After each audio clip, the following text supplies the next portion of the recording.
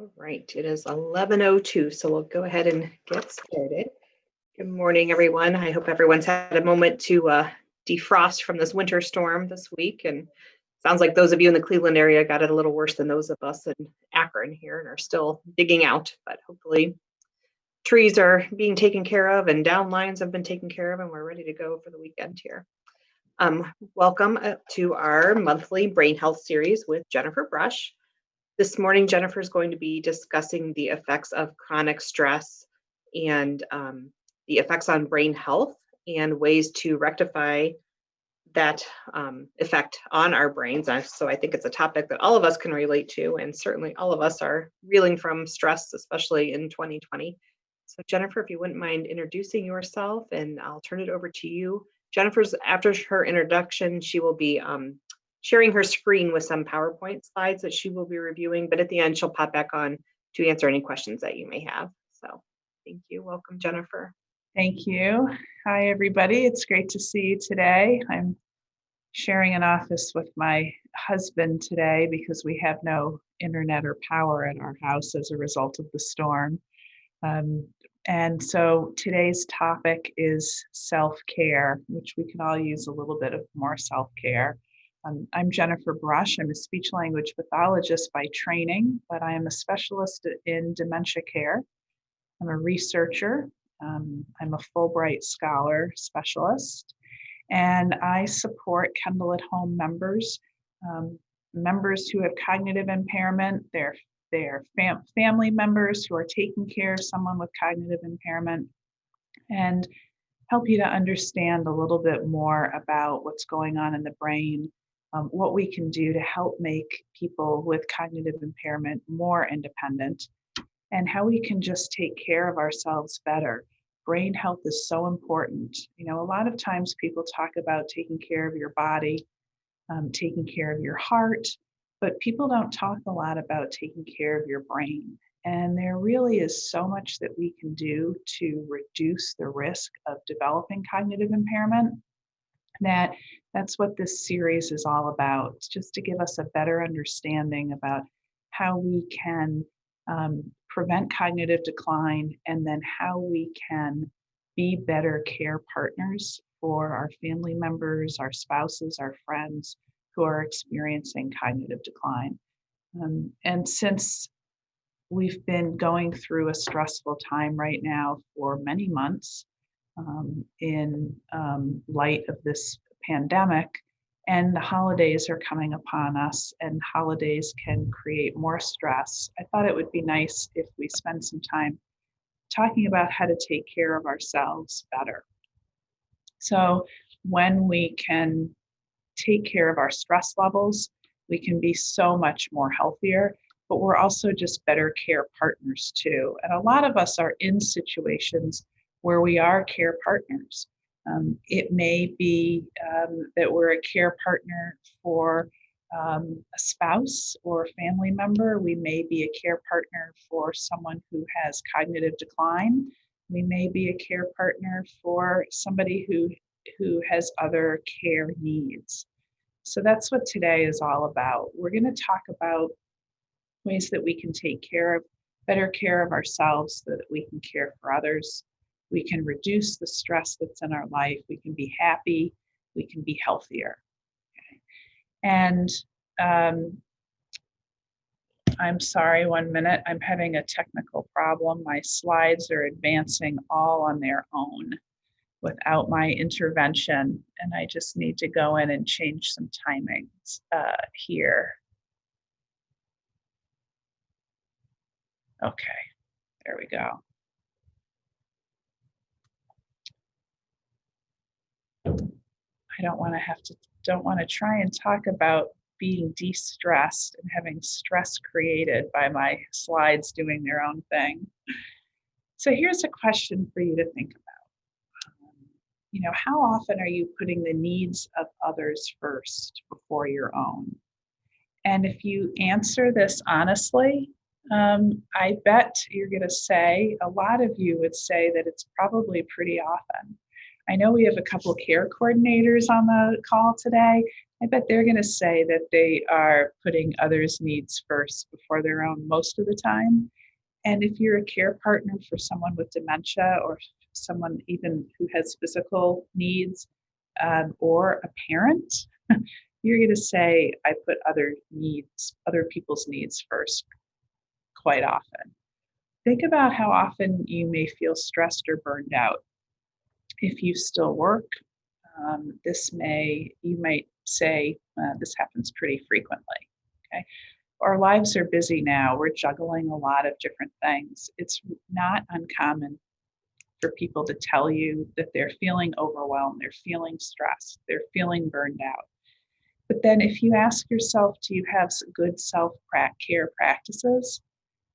Your answer might be no. Think about how many times you've heard things like this. You can't give to others what you don't have for yourself, right? If you fly, we hear put on your oxygen mask before assisting others, right? You can't pour from an empty cup. Okay? These are familiar sayings that we've heard, yet do we really listen to them and pay attention to them? So we're talking about self-care, but what is self-care? What does it look like? Okay, how do you take care of yourself in order to avoid burnout? Okay? Self-care is any activity that we deliberately do in order to take care of our mental, emotional, and physical health. Well, it sounds pretty easy, right? But why are we overlooking it? Things like going on a vacation for 6 months or quitting our job to decompress is seldom an option for most people. We have so many responsibilities that we forget to take care of our personal needs. And I can tell you, I found this is particularly true for moms who have many caregiving responsibilities. I mean, we certainly don't have a monopoly on letting life get in the way, but it seems to be that we often are doing a lot of the caregiving. And it's hard to prioritize self-care, but it's a really, really important part of stress management.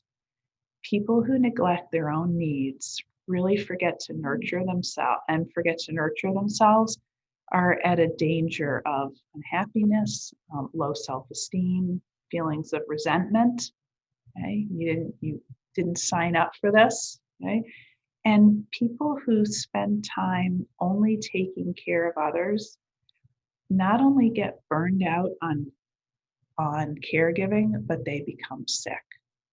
What first becomes something stress that's very mental ends up something that becomes very physical. And for all of us, that impacts us in different ways. Some of you your immune system may be affected. For others of you, your GI system may be affected.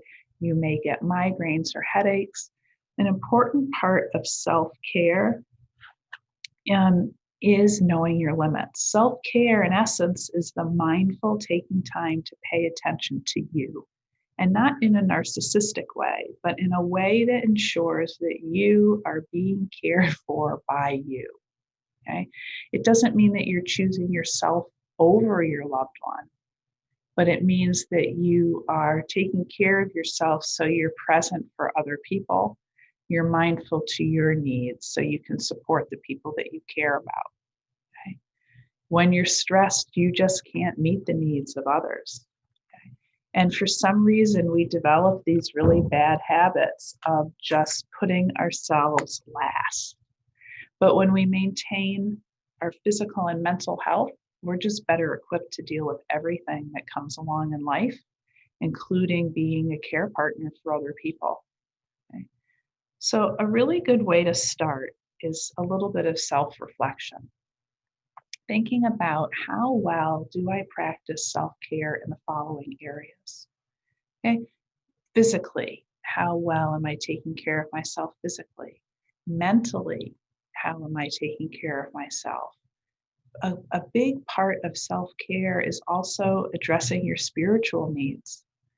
Your social and relationship needs, these are suffering so much right now during COVID. We're all feeling isolated, which can really lead to depression.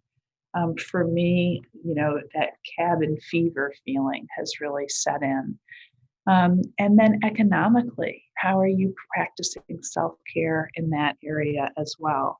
So it's really important before you can even craft a self-care plan that you reflect a bit and assess the different areas of your life.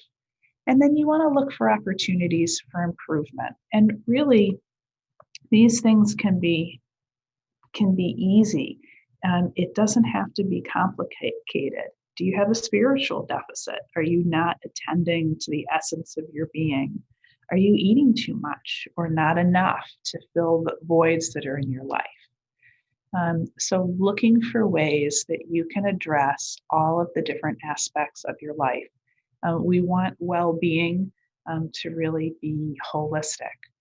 So not just saying, well, I'm caring for self, because I exercise. Well, that's fantastic. But what about the other parts of your life that need to be addressed as well?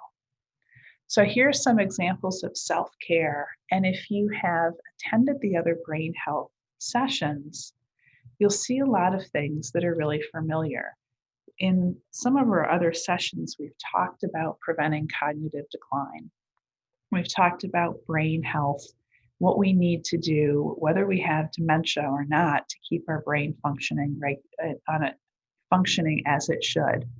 Well, examples of self-care are good examples of brain health as well. Having regular exercise, okay, is important for your brain, and it's important to reduce stress. Okay, and I want to point out one thing that I think is really important on this list that we haven't talked about before is choosing who to spend time with. There are people in our lives that just seem to make us feel stressful. And it's okay to choose not to spend time with people who make us feel stressed. When we have those reactions for whatever reasons, it's okay to set boundaries with people. And we'll be talking about setting boundaries in a little while. Getting enough sleep is something that we've brought up before when we've talked about brain health. It's really critical to maintain your physical health and your mental health, okay? Turning off your phone, turning off the TV before you go to bed, at least 30 minutes before you go to bed, will certainly help you sleep much, much better.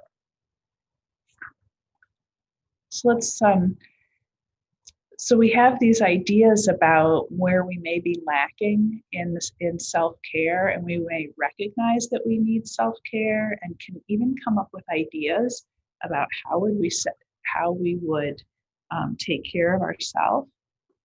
But the reality is, some of you are going to say that it's really hard to find the time to take care of yourself. Okay? When something really important comes up in our lives, we find a way to fit it into our schedule. Okay? Whether it's something new that we're excited about doing or a doctor's appointment that's important because something that's really bothering us. Okay? We do have ultimate control about what goes on our calendar. And it's really the rare person who can't find some time, okay, to make things happen. So here's a few tips that might help you to practice self-care. First of all, it doesn't have to be difficult. It can be as simple as taking a deep breath when you notice that you're becoming stressed. This is one of the most powerful self-care techniques that I can teach you. That there are so many benefits to breathing deeply. The best one is it helps us to relax right away. It's almost automatic. It helps us sleep better. And we just mentioned how important sleep is. Okay? Sleep is important not only for our physical bodies and our mental health, but because we learn, we form new memories when we sleep, and our brains repair themselves when we sleep. So sleep is critical. Deep breathing has been shown to reduce depression and lower blood pressure. It helps us to focus better. It helps us to live longer, actually. There's a lot of benefits. So when we talk about deep breathing, what we're talking about is not breathing high up in our chest. So wherever you are, if you are to sit up straight in your chair or stand up straight, okay, you want to lift your shoulders up as high as you can, all the way to your ears, and then slowly bring them back and let them really settle down into your back. Let your shoulder blades settle comfortably. You could rest those shoulders on the back of your chair if you're sitting in a chair. And just take a minute, place your hand on your belly button, and inhale and exhale slowly through your nose. And I want you to watch your hand when you're breathing. Your hand should be pushed out by your abdomen when you inhale, and it should go in when you exhale. Okay? You want the most efficient, most effective breathing is abdominal breathing. Breathing high up in your chest is not efficient or effective breathing. It's very shallow breathing. So if we want to engage ourselves in really restful breathing, go ahead and take a really deep, slow breath in and watch that belly go out, and then let that breath out slowly and watch the belly go in. So that is what we're referring to when we're saying deep breathing. And we're going to do another breathing and relaxation exercise in a little while.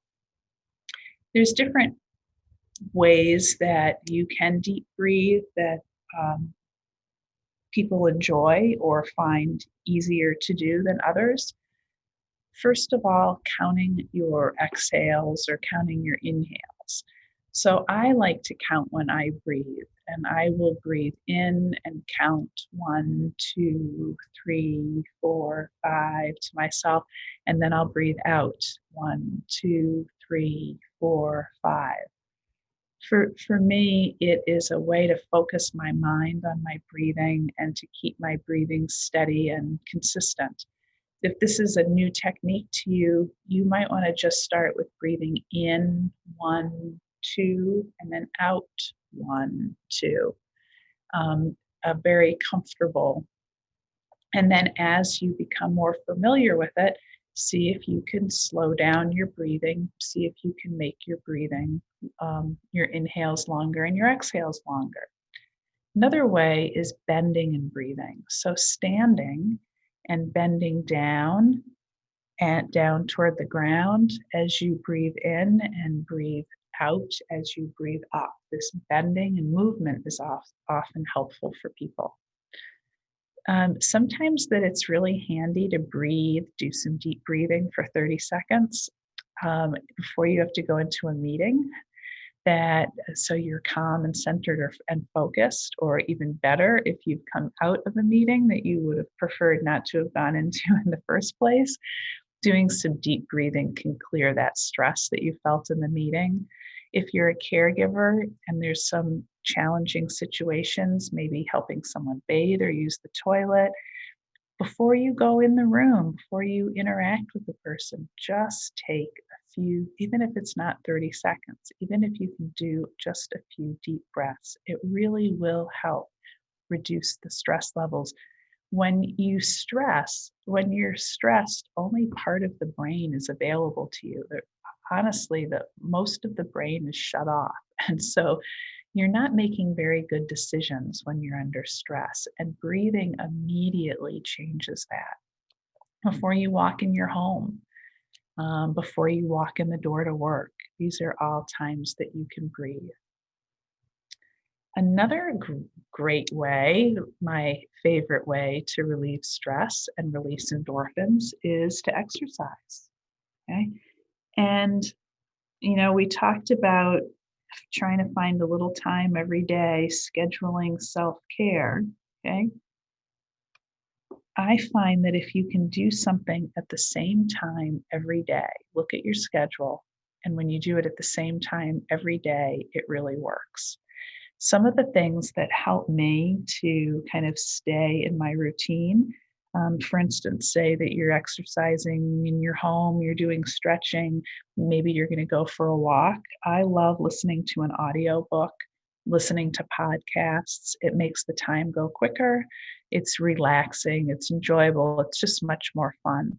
Exercising or walking with someone else, signing up for a class, then you've made the commitment and you feel that you have to go. Okay. Don't ever use the elevator. If you have the ability to take the stairs, take the stairs. Okay. Always walk up and down the stairs. If you have ever had a conference call with me, you may be able to tell I'm probably walking during our conference call. It's funny with the change that we've experienced because of COVID, more and more people have become comfortable with video calls. Before, most of my clients just wanted to call me on the phone. Now people call me on video calls and I'm tied to a desk seated. Before, if it was a call where I wasn't needing to take notes and look things up, I could walk. I could walk around my house, my yard. I could walk up and down my street. And so taking conference calls was a great way of getting some extra exercise. But basically, consistency is what's important. So consistency keeps you from questioning whether today is a good day or not to work out. So if 8 a.m. is your workout time, then you have one less thing to think about. You just arrange your schedule around that, and that's what you do. So try looking at your schedule and see if where you can find the time to exercise. And even if you can start 15 minutes, there's great videos online that are 15-minute exercise videos that you can try.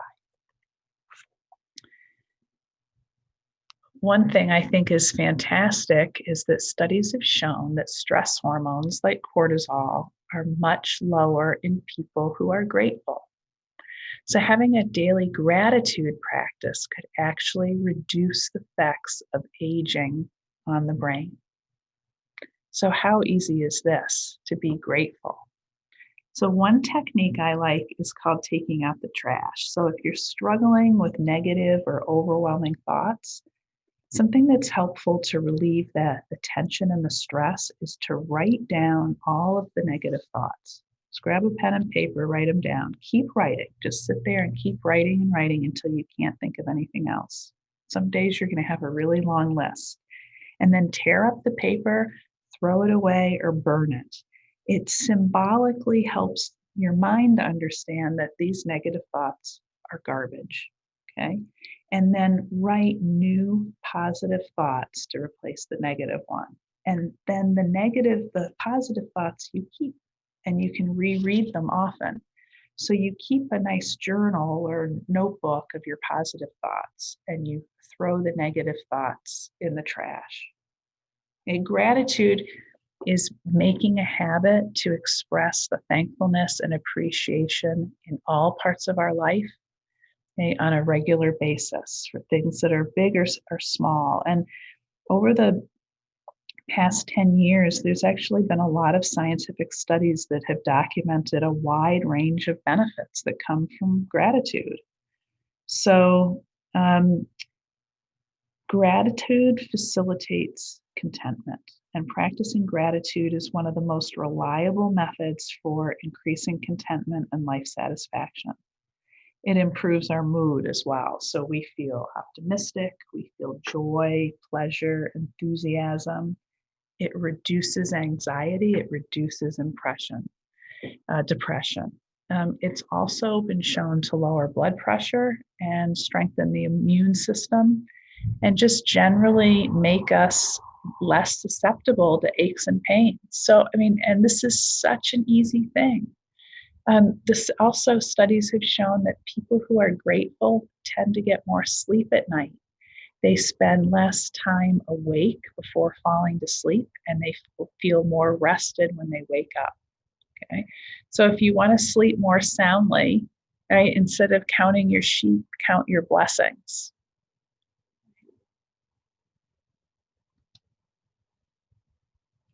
I also think that gratitude encourages paying it forward, because grateful people are just generally more helpful. They have a more generous spirit, they're compassionate. And then I think that these qualities spill over into other people in their life. So here's a couple ways that you can express gratitude. You can write a gratitude letter. So write a letter to someone in your life that expresses appreciation for the ways that they've helped you and the ways that they've been there for you. A gratitude letter could be about events that have happened in the past or are happening in the present.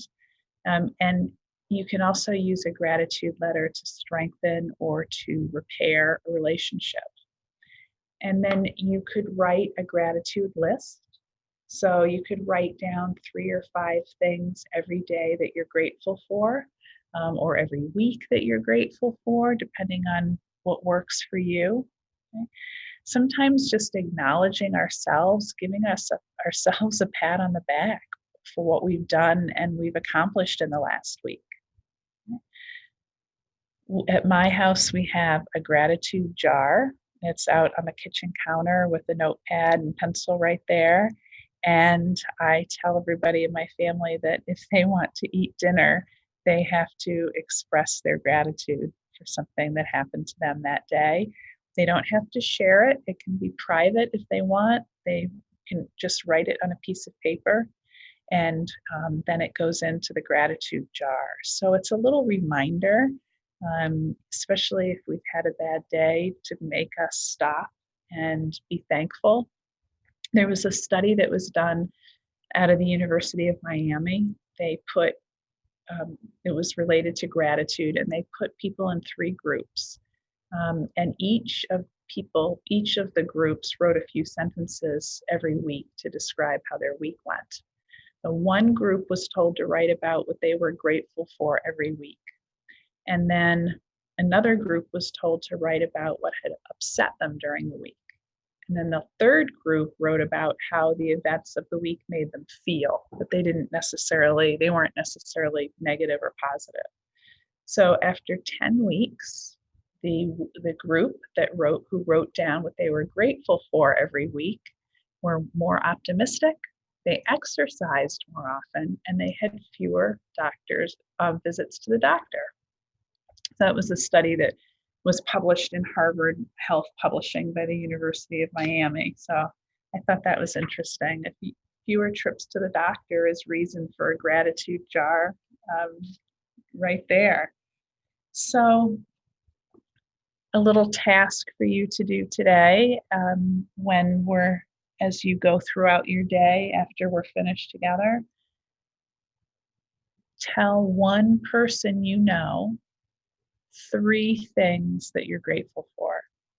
It can be related to them or not, whatever you choose, but really take the time to vocalize, to voice 3 things in your life that you're thankful for.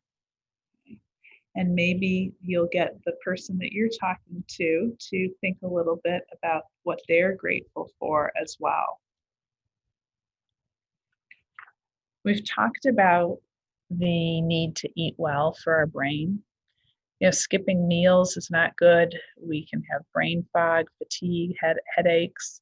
We really need a good balance of carbs, proteins, and fats throughout the day to fuel our bodies. We've talked about how great a Mediterranean diet is for our brain. But I also know that sometimes we're eating on the run with our busy schedules. Sometimes it's hard to eat well, and we're making choices that aren't the right choices. So a couple little hints or tips that I have found helpful. These are things that I do. I really try not to use a protein bar to replace a meal. The nutrients are really not good enough to make your body function well.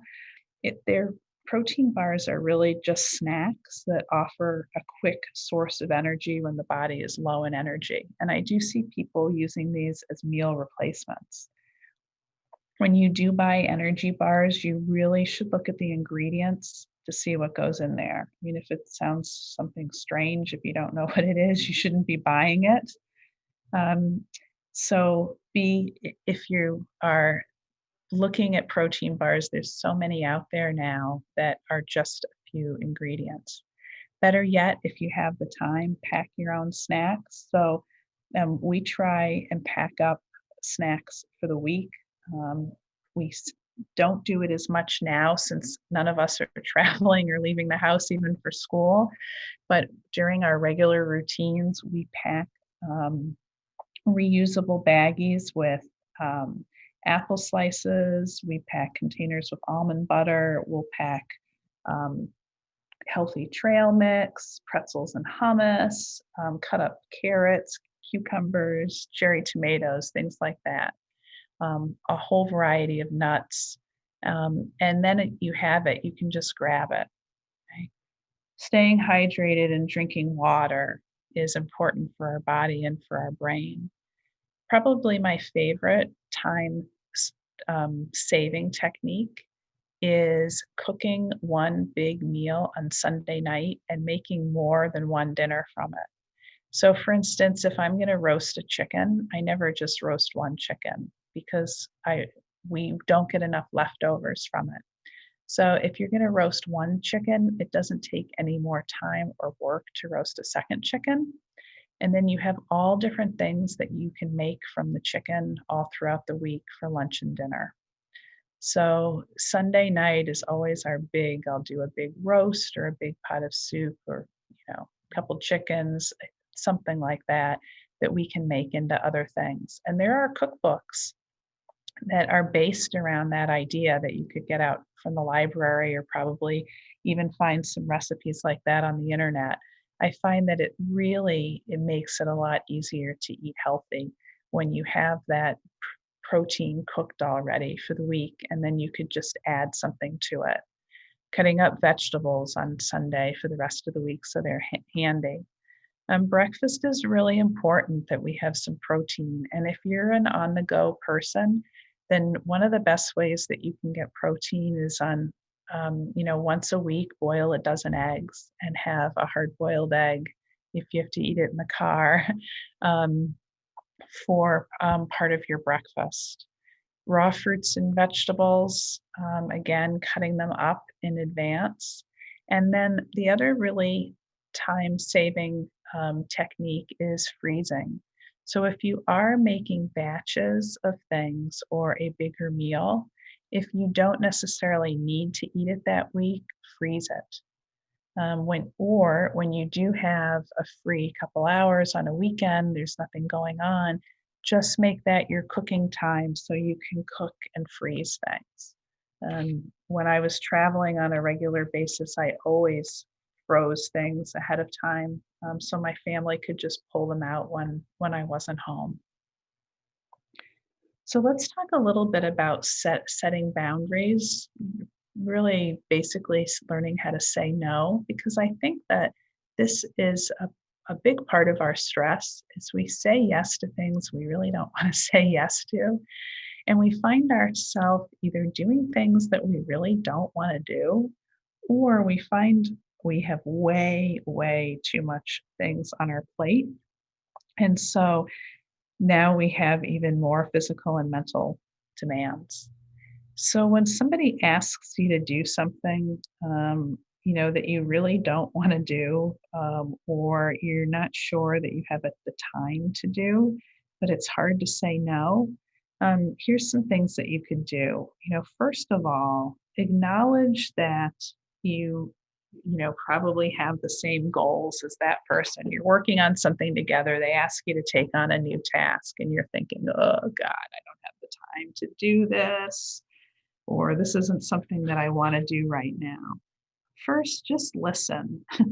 Listen to the other person. You can tell them, I understand your perspective.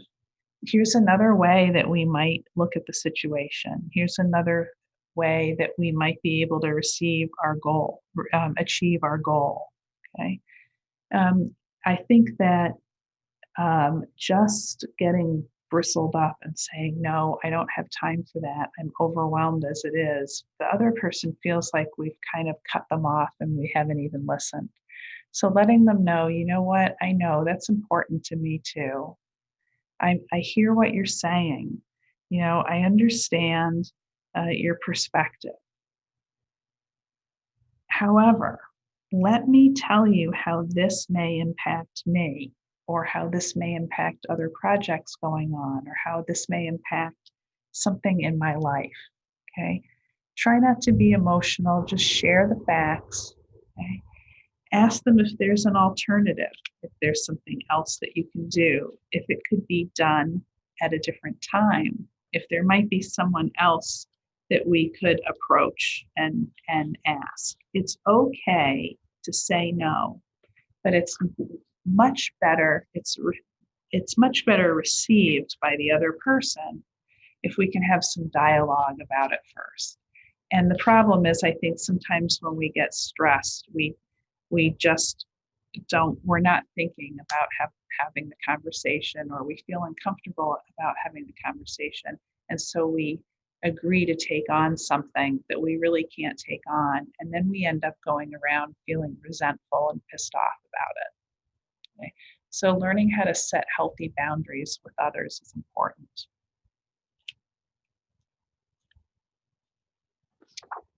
So here is something that I would like you to do. We're going to pause just for a few minutes. And I want you to write a list of a few things that really bring you peace. And I'd like you to think about which one you'll commit to doing today. And we're going to share this at the end with each other if you want. We're just going to pause for a minute and think about what really brings you peace.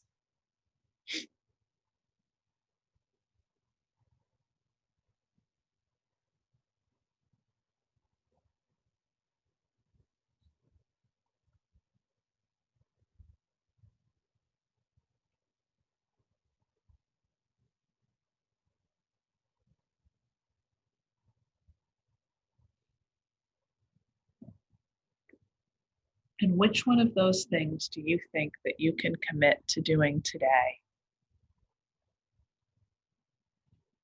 When we have a positive attitude, when we have a heart that's filled with joy, others can see that. When we complain, when we're negative, when we go around all doom and gloom, other people pick up on that energy. Who do you want to be? Do you want to be that joyful person that's spreading positive energy? Or do you want to be someone that people avoid because you're negative and act like you have a black cloud that follows you around? Okay. How do you want people to perceive you? When you choose love, and when you choose happiness, when you choose gratitude, when you take care of yourself so you're not carrying around the weight of the world on your shoulders, you are then a blessing to be around. So think about creating a mantra that you can remind yourself about taking care of yourself, bringing peace and joy to yourself, as well as bringing peace and joy to other people. So today I'm going to go through an exercise with you that I hope will bring you some peace and joy. And what I'd like you to do is adjust yourself in a comfortable chair. Come to a comfortable seated position, move around, okay, so you feel good, so you're comfortable. Put your feet on the ground so they're connected to the earth. Make your spine nice and long and tall. And then just rest your hands softly in your lap. And again, take a moment to adjust your physical body, your clothing. Make sure you're comfortable because we'll be here for the next few minutes. And then close your eyes and take a deep breath into your belly. And then let that breath leave through an open mouth. Again, inhale breath into the belly. And as you exhale, the breath leaves through an open mouth. Now allow your breath to become more passive. You know you're breathing, but you're not directing the flow right now. The breath is simply soft and steady. Take your awareness all the way up to the crown of your head. Notice how this space feels.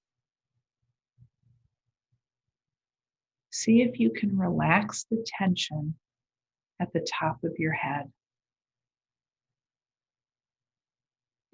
Your eyes are softly closed, not squeezed shut. Move the awareness to the temples and soften that area. Come down to the mouth and the jaw.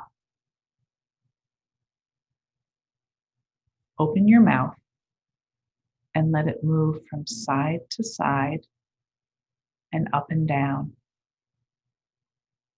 And then swallow into your throat. Close the mouth and take the tip of the tongue to relax back behind the two front teeth.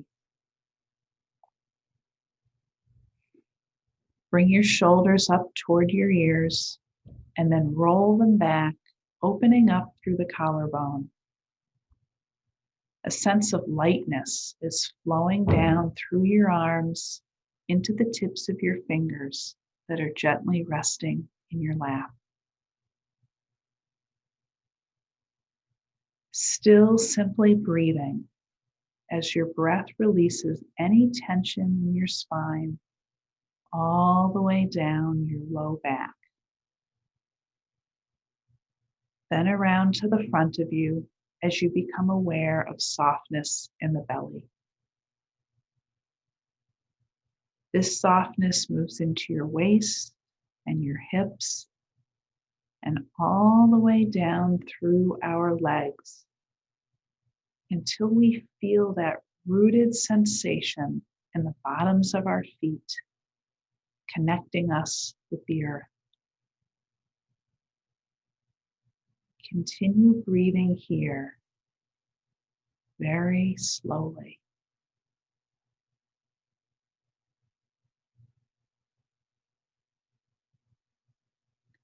The body is still soft.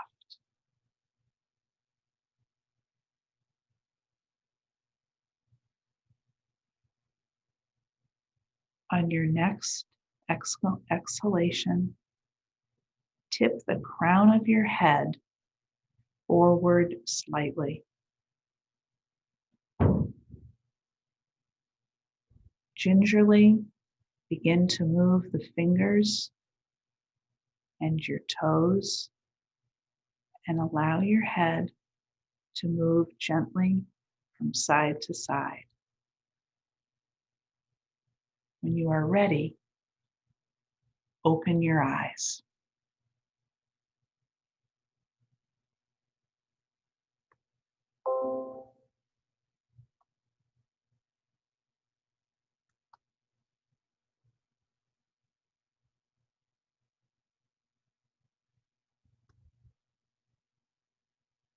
I hope you feel relaxed and peaceful and that de-stressed your day a bit.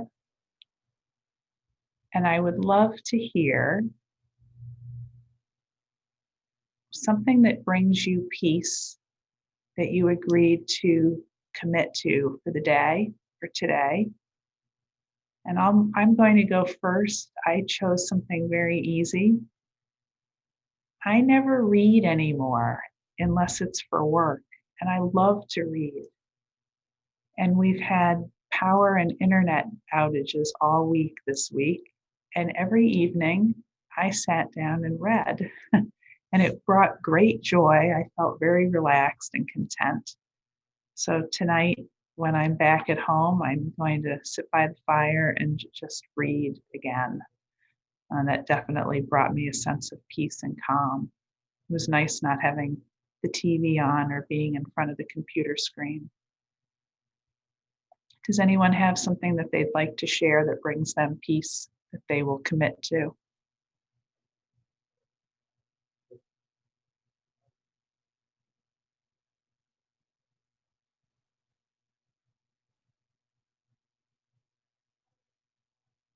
Jennifer, I think they need to type into the chat box if you'd like to share your thoughts with Jennifer.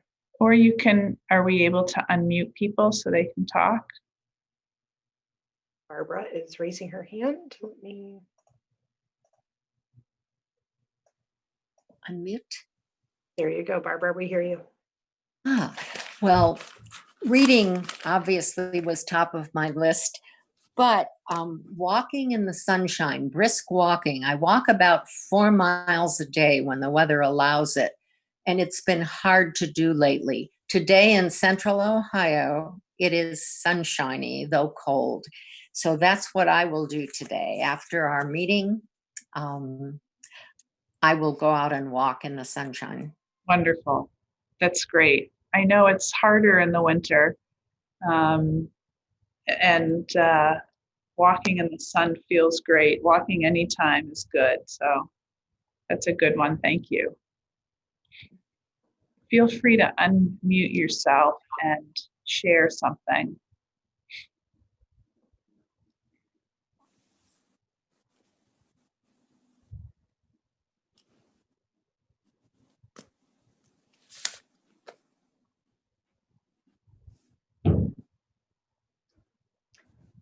I like to listen to meditation music. I write in a thankfulness journal, but I usually do that right before bed. And then it's a nice way to go to sleep, peaceful. It is, because you go to sleep in a very positive way, thinking about good things instead of mulling over things maybe that didn't go well during the day. So I like that. Anyone else want to share?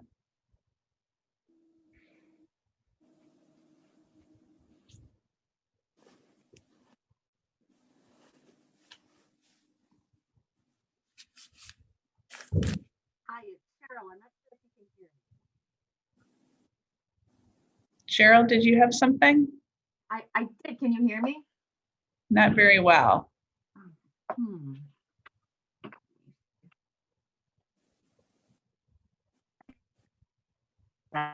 You want to try again? I just connected my headset. Can you hear me now better? I can.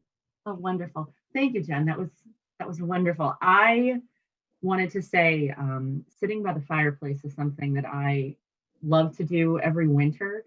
And we turned it on, and since this snowstorm this week, every night I've been sitting by it, but the TV always ends up on. And there's lots of shows that I enjoy, but thinking of peacefulness, I love to listen to all kinds of music and just sit and with my dogs, pet them, enjoy their company. So I think this weekend, that is my plan, to take some time by the fire, away from technology, put on some nice relaxing music and cuddle with my dogs. Yeah. It's really mesmerizing, the fire, isn't it? They say that's Indeed. a great way to improve your meditation or to enhance your meditation, or even for beginners who are meditating and don't know how, is to gaze into the flame of a candle. Because it really, it is very meditative and mesmerizing. Thank you. I love that. In the winter, I also like to bring out candles at the dinner table. So thank you for reminding me of that. I think I will make that a point at dinner as well, to light a candle.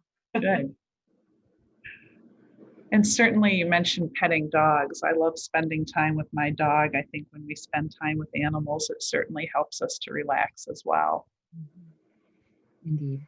Anyone else have anything that brings them peace that they'd like to share? Or any self-care tip that they'd like to share with others? Well, I hope that this gives you a few ideas of things that you can do for yourself during this unusual holiday season that may seem stressful for other reasons than what we're used to. And some ways that you can better take care of yourself so you can take care of your brain. So thanks for joining us today. Thank you, Jennifer.